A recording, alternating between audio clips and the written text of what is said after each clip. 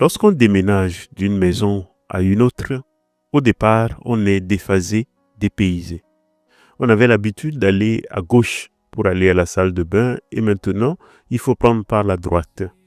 Et parfois, on va au fond de la cour jusqu'à cogner la tête contre le mur avant de se rendre compte qu'on n'est pas dans l'ancienne maison, mais qu'on a changé de lieu. Cette expérience de déphasage, ou disons ici de dépaysement, est le même lorsqu'on apprend une nouvelle langue.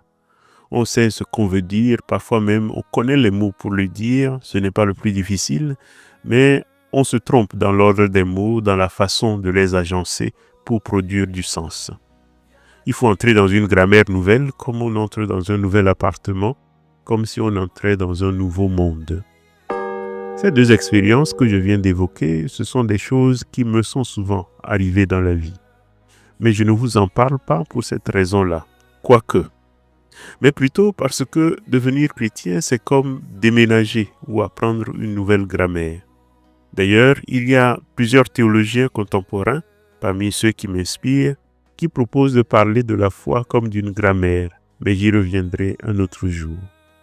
Regarder la foi comme une grammaire ou un déménagement, ça pourrait aider à trouver une porte d'entrée dans l'évangile de ce dimanche justement qui nous parle des béatitudes. Heureux les pauvres. De tous les temps et en tous les lieux, si vous ne savez pas dire ce genre de choses, vous risquez par ordre de gravité A. de vous faire ironer, B. de vous faire accuser d'attarder, C. de n'en être pas convaincu vous-même en le disant, D. de vous faire bastonner et bouter dehors, E. de vous accuser le christianisme de cause de tous les maux de la terre. Et pourquoi c'est aussi dérangeant? Eh bien parce que les béatitudes sont la grammaire d'une autre langue que nous ne savons pas encore bien parler. Les béatitudes, c'est la carte GPS d'un monde dans lequel nous hésitons à déménager parce que nous pressentons un peu quand même que ça va nous faire tourner à gauche 100 fois avant de trouver les toilettes. Je pense que c'est ainsi que Matthieu les entend puisqu'il en fait l'ouverture solennelle de l'enseignement de Jésus, un enseignement qui invite carrément à déménager dans ce que Matthieu appelle le royaume des cieux. Alors, avez-vous déménagé déjà? Bon, au moins, réécoutons pour la 100e fois à quoi ressemble le salon et la salle de bain de ce fameux royaume. Voici l'Évangile. Alléluia, Alléluia, Alléluia, Alléluia. Matthieu chapitre 5, versets 1 à 12. En ce temps-là, voyant les foules, Jésus gravit la montagne. Il s'assit et ses disciples s'approchèrent de lui. Alors, ouvrant la bouche, il les enseignait. Il disait, « Heureux les pauvres de cœur, car le royaume des cieux est à eux. Heureux ceux qui pleurent, car ils seront consolés. Heureux les doux, car ils recevront la terre en héritage. Heureux ceux qui ont faim et soif de la justice, car ils seront rassasiés. Heureux les miséricordieux, ils obtiendront miséricorde. Heureux les cœurs purs, car ils verront Dieu. Heureux les artisans de paix, car ils seront appelés fils de Dieu. Heureux ceux qui sont persécutés pour la justice, car le royaume des cieux est à eux. Heureux êtes-vous si l'on vous insulte, si l'on vous persécute, et si l'on dit faussement toutes sortes de mal contre vous à cause de moi. Réjouissez-vous, soyez dans l'allégresse, car votre récompense sera grande dans les cieux. Alléluia, Alléluia, Alléluia. J'avais commenté cet évangile il y a exactement 3 mois, à l'occasion de la fête de la Toussaint, et j'étais tenté ce soir pour plusieurs raisons, parmi lesquelles je n'ai pas vraiment eu le temps de lire cette semaine, de lire des commentaires avant d'écrire le mien, comme j'ai l'habitude de le faire. J'étais donc tenté pour plusieurs raisons, entre autres celle-là, de vous y renvoyer en republiant ce commentaire de la Toussaint. Je proposais justement à l'occasion de la Toussaint une ligne de lecture qui est en phase avec l'idée de grammaire et de déménagement que j'évoque ici. Car que sont les saints? Sinon en effet des personnes qui ont accepté, malgré les risques, de déménager à pleine vie dans la maison de Dieu et de vivre ou d'essayer de vivre suivant les lois de son royaume. Et j'avançais justement l'idée qu'il faut lire l'adjectif heureux, heureux, qui revient 8 fois, comme un adverbe.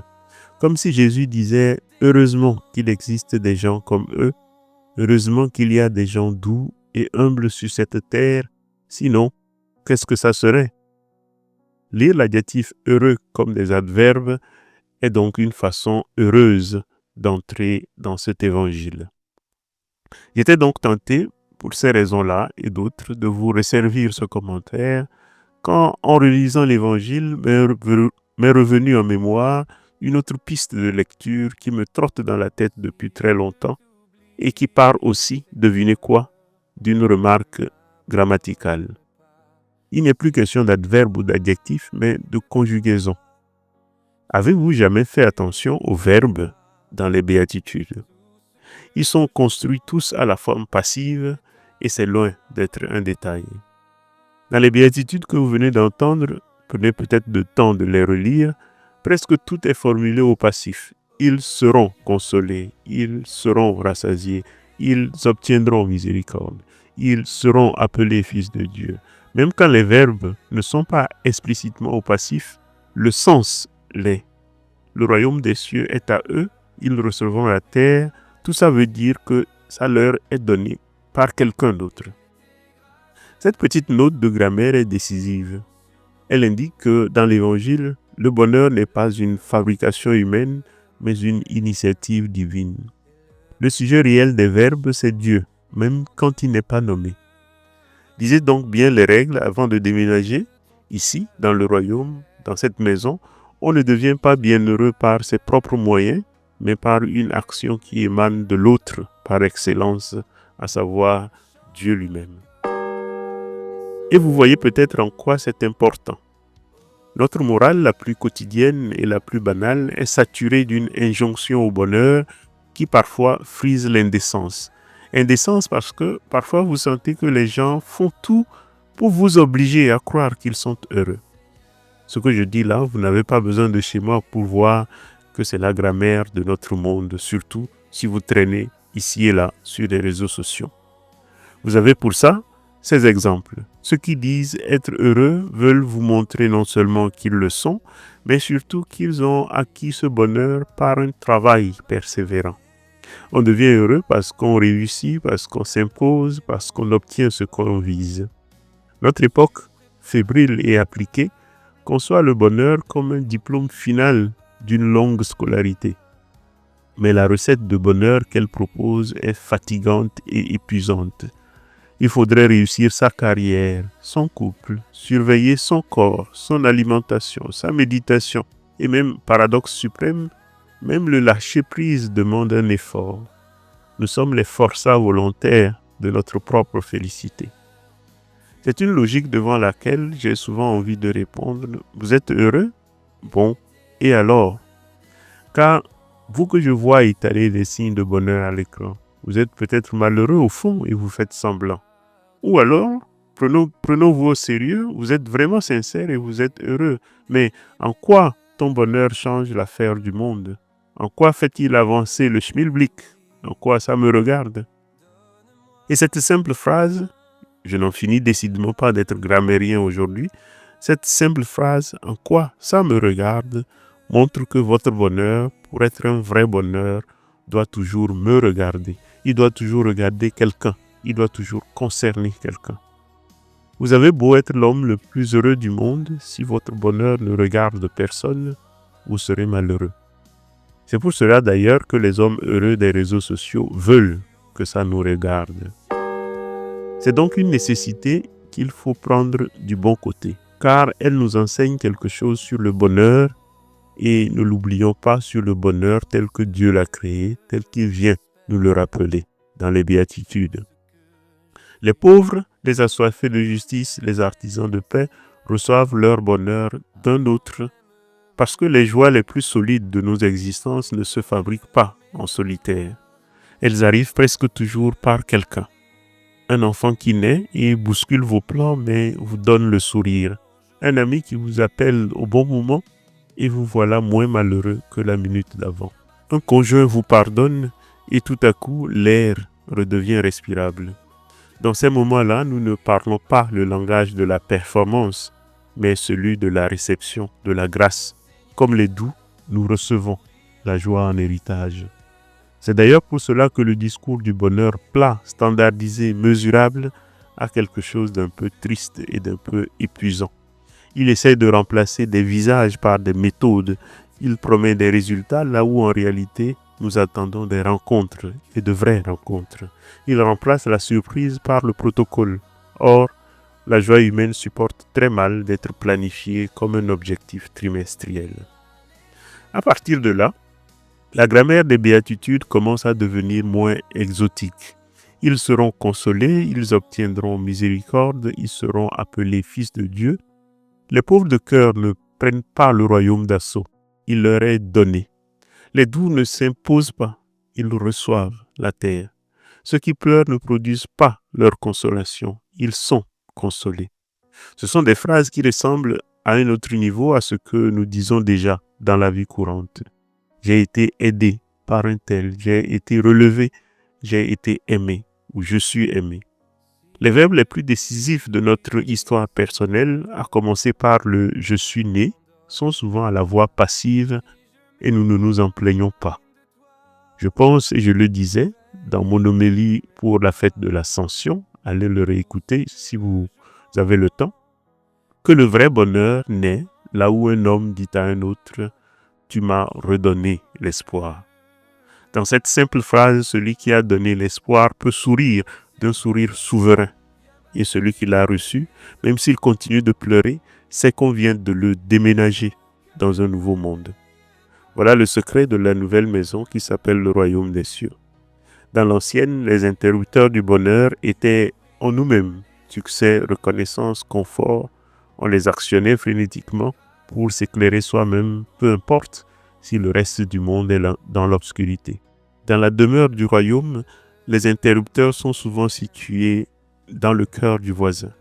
Et si vous arrivez à toucher ce cœur, la lumière qu'il allume vous éclaire tous les deux. À ce point, vous allez peut-être me dire, oui, mais ceux qui sont déclarés heureux font quand même quelque chose. Ils ne sont pas tout à fait passifs. Ils font miséricorde, recherchent la paix, pleurent activement, pratiquent la douceur. Oui, je suis d'accord avec vous. Il y a des choses à faire et ça demande souvent de l'énergie, de la force, de la rigueur. Il y a des choses à faire qui peuvent en faire baver, comme le fait de supporter les calomnies à cause du nom de Jésus. Mais justement, ce ne sont pas ces choses qui produisent ou fabriquent le bonheur. Vous pouvez être miséricordieux, vous devez même être miséricordieux. Mais il est possible aussi que ça encourage les autres à vous piétiner et que vous n'y trouviez aucun bonheur. Vous pouvez aider les autres et vous devez aider les autres, c'est une bonne chose. Mais ce n'est pas le fait d'aider les autres qui va vous procurer le bonheur. Vous pouvez aider la terre entière et vous retrouver le soir vide et seul et triste. Matthieu est d'ailleurs très explicite à ce sujet. Si vous repliez son évangile en deux, si vous le refermez comme un livre, ce chapitre 5 tombe presque exactement sur le chapitre 25. Si les béatitudes au chapitre 5 sont énoncées à la voix passive, le royaume leur sera donné, le royaume leur est donné. Le jugement dernier au chapitre 25 nous montre l'autre face de la même médaille. Car, que se passe-t-il dans cette scène célèbre? Les bénis du Père héritent du royaume. Mais pourquoi? Pour avoir donné à manger à ceux qui ont faim, avoir donné à boire à ceux qui ont soif, avoir accueilli l'étranger, vêtu ceux qui étaient nus, visité ceux qui étaient en prison. Ils ont donc fait activement des choses. Mais ce n'est pas là le plus beau. La beauté de la chose, la beauté du geste, c'est qu'ils l'ont fait sans le savoir, sans calcul. Les béatitudes deviendraient en effet un piège si elles disaient tout simplement « fais ceci, fais cela et tu seras heureux. Pleure et tu seras consolé. » Là où l'influenceur dit « sois fort, sois féroce, ne partage pas, ne pardonne pas et tu vas réussir », si Jésus était en train de dire « fais le contraire de ce que te dit l'influenceur et tu seras heureux », ça n'aurait aucun intérêt. Si on les comprend ainsi, on reste pris dans le même piège qui est l'idée selon laquelle le bonheur serait une recette. La seule différence serait que la recette de Jésus est plus pimentée que la recette de l'influenceuse. Bien au contraire, les bénis du Père au chapitre 25 ont fait le bien sans en faire un projet de bonheur. Ils ont agi sans calculer le produit spirituel brut de leur acte. Et c'est précisément pour cela que dans la logique du royaume, ils se retrouvent du bon côté de la porte. Et c'est en cela, je crois, qu'ils sont de parfaites illustrations du message des béatitudes. Le bonheur ici est dans le lien qui est créé et dans la relation qui est engendrée. Autrement dit, si je suis miséricordieux pour devenir heureux, je ne suis pas miséricordieux, je suis prévoyant. Et si les autres ne sont pas miséricordieux en retour, je peux changer de stratégie. Si je suis doux pour éviter les conflits, je ne suis peut-être pas doux, je suis stratège. Et si les autres manquent de douceur en retour, je peux devenir violent. Si je cherche la justice pour me sentir du bon côté de l'histoire, je ne cherche peut-être pas la justice. Je cherche une place confortable dans les livres d'histoire. Mais si je fais tout ça sans calcul, sans me laisser décourager par ce qui en résulte, il est possible, que dis-je, il est promis par le Tout-Puissant que le bonheur viendra me surprendre. Un bonheur que je n'aurais pas prévu, que je n'aurais pas calculé, que je n'aurais pas attendu. Et ce point est décisif. Le bonheur des béatitudes ne résonne donc pas comme une récompense distribuée à la fin d'un effort bien mené, mais comme un effet secondaire, presque un surplus. Il arrive comme arrivent certaines choses essentielles, quand on faisait autre chose. Il surgit non pas quand on le vise, mais quand on regarde ailleurs que soi. Et c'est précisément pour cela qu'il ne s'use pas. Le bonheur évangélique ressemble plutôt à une lumière allumée pendant qu'on est occupé à aimer, à consoler, à nourrir, à visiter. On ne l'a pas cherché, mais il est là. Et comme il est temps de conclure, finissons comme nous avons commencé, par la grammaire. Vous savez, une bonne règle de grammaire doit toujours avoir une exception. J'ai dit que presque tous les verbes des béatitudes sont passifs, soit dans la forme, soit dans le sens. Oui, sauf un, et justement la 6e béatitude. Heureux les cœurs purs, ils verront Dieu. Ce sont les seuls qui ne laissent pas la chose venir à eux, mais vont la chercher et l'arrachent.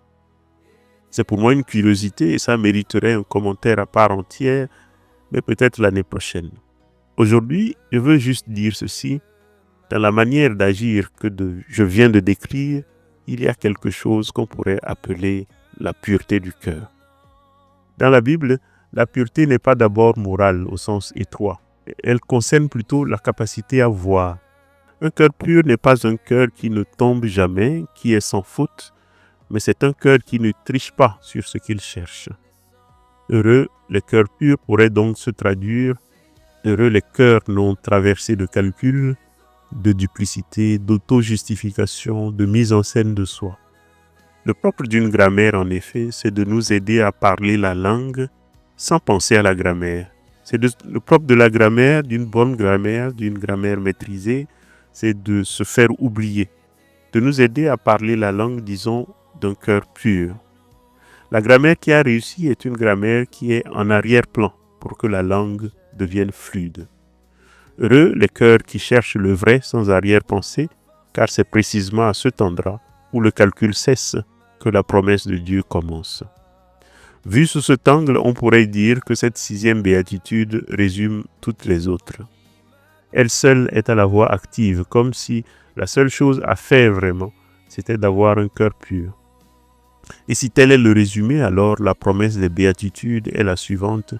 Celui qui a ainsi le cœur pur, Dieu viendra à sa rencontre, non pas comme celui qui commande, mais comme celui qui répond à la faim, aux larmes, à la douceur, à la miséricorde.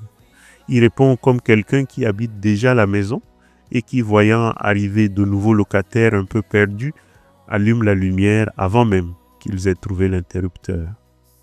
Le plus grand effort que nous avons à faire, ce n'est pas de faire le bien, c'est de ne pas l'instrumentaliser. Il y a quelque chose de profondément subversif dans les béatitudes, et ce n'est pas très original de le dire. Elles affirment que le monde tient encore debout grâce à des gens qui n'ont pas compris la logique du calcul ou qui l'ont compris mais ont décidé de ne pas s'en servir. Des gens qui, au fond, ont raté leur carrière de stratège mais tentent de réussir leur vie d'homme et de femme. Heureux êtes-vous si vous habitez déjà ce monde-là. Et si ce n'est pas le cas, êtes-vous prêt à déménager?